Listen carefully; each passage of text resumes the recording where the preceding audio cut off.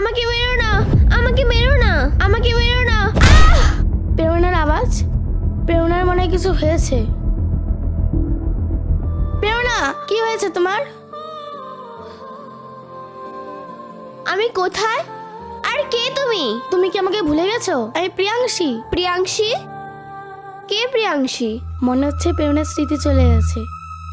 চলো আমার সঙ্গে ক্যাম্পে চলো।